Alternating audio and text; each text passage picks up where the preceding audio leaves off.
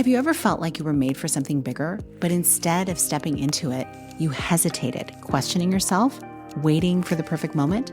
Well, over a decade ago, I found myself in that exact place. I had built a life and business I was proud of, but something inside of me was shifting. Today, I'm sharing the story of how I had to rebuild my self-trust, step back into my vision, and fully commit to creating the life I wanted on my terms. Hi, welcome to the Connect with Sheila Botelho podcast. I'm committed to helping you reconnect to your purpose, elevate your well-being, and build your version of a happy, successful life. And today we're talking about self-trust.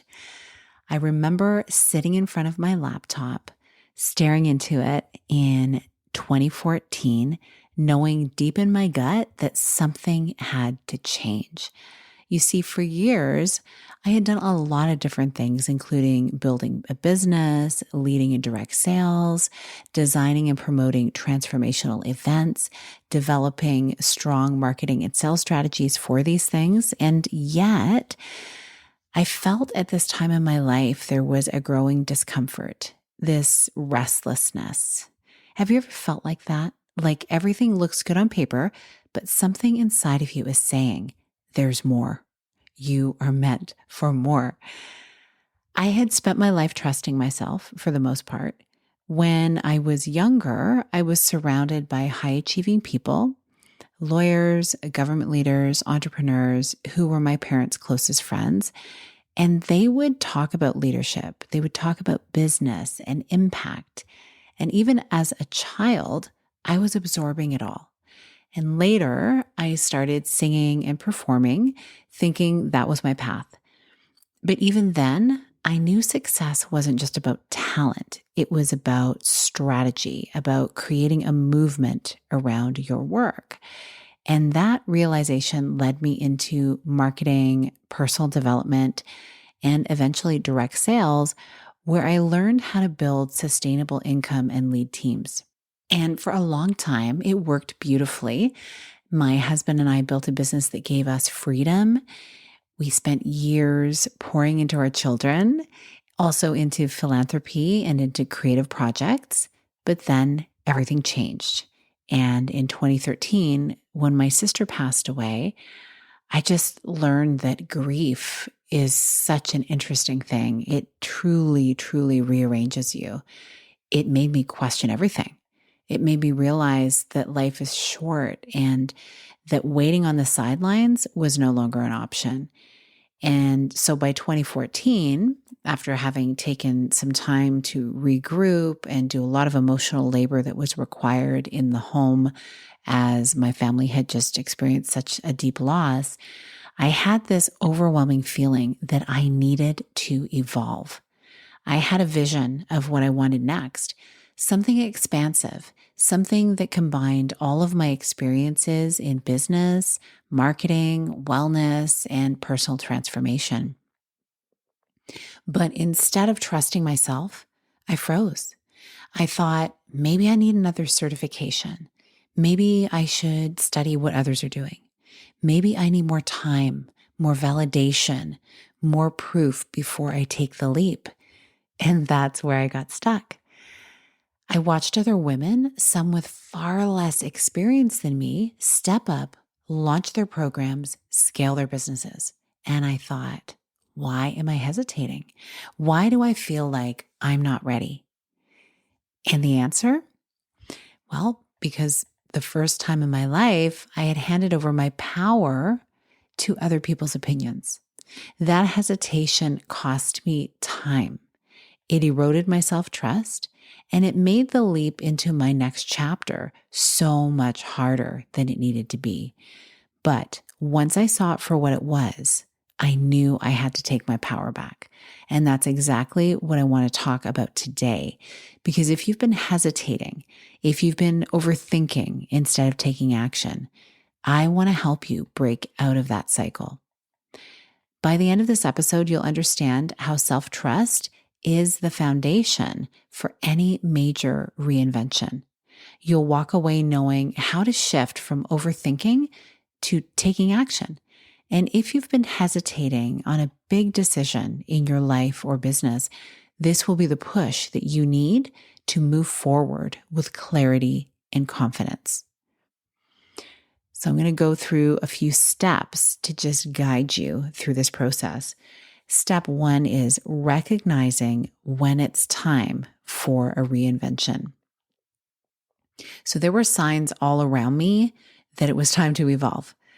I had built something with my husband in direct sales, and it gave me flexibility to be present with my kids. It gave me some freedom in that regard, but something inside of me was restless. And at first, I ignored it. I told myself, you should be grateful. You have a business that works, a life that works. Why would you want to change things? Have you ever felt guilty for wanting more? I know that feeling. And here's what I realized. Growth doesn't mean that you're ungrateful for what you have. It means you're honoring the next version of yourself that's waiting to emerge. And when you ignore that pull for too long, you start feeling disconnected. And that's what was happening to me. The question is, are you feeling that pull right now? And if you are, it's time to listen to yourself. So step 2, stop outsourcing your decision making. One of the biggest mistakes I made in 2014 was looking outside of myself for permission. I told myself, maybe I need more training, more education, more mentorship before I can fully step into this new vision. So I signed up for courses and memberships. I got certifications. I learned more. And while learning is great, it became a way for me to delay the actual work. I had spent years building things, leading teams, producing events, helping others bring their dreams to life. I knew how to do this, but I had convinced myself that someone else knew better. And perhaps part of it was because I had been doing it in a more in-person, large event, group, and even individual, face-to-face, one-to-one type of way of building a business. And all of a sudden, we were in this social media marketing experience that now is commonplace for everyone. So it was new to me. And I think that slowed me down a little bit. So do you ever catch yourself waiting for permission before you take action? Because here's the truth. The people who make things happen are the ones who stop waiting. Step 3 is commit to action before you feel ready. I wasted so much time thinking I needed to feel ready, but clarity and confidence come from doing, not from thinking. And of course, yes, you need to take some thought and put thought into things before you take action. However, instead of asking, am I ready? I started asking, what's the next smallest action I can take today? What's one small thing that you've been putting off because you don't feel ready yet? If I could go back to 2014, I wouldn't wait. I would act faster. I would trust myself sooner. And I would definitely have gotten information and some sort of result to move on from had I done that. And that's what I want for you. Now imagine this. Imagine waking up knowing that you're fully aligned with your purpose. You no longer question whether you're ready. You take action and you trust that you'll figure it out along the way. What would that feel like? Another question is, what happens if you don't make this shift? You keep seeking more knowledge, more validation, and yet you never feel ready. One day, maybe you look back and realize that fear, not ability, was the only thing holding you back. If you feel the pull to reinvent, it's because something inside of you knows it's time. Trust that.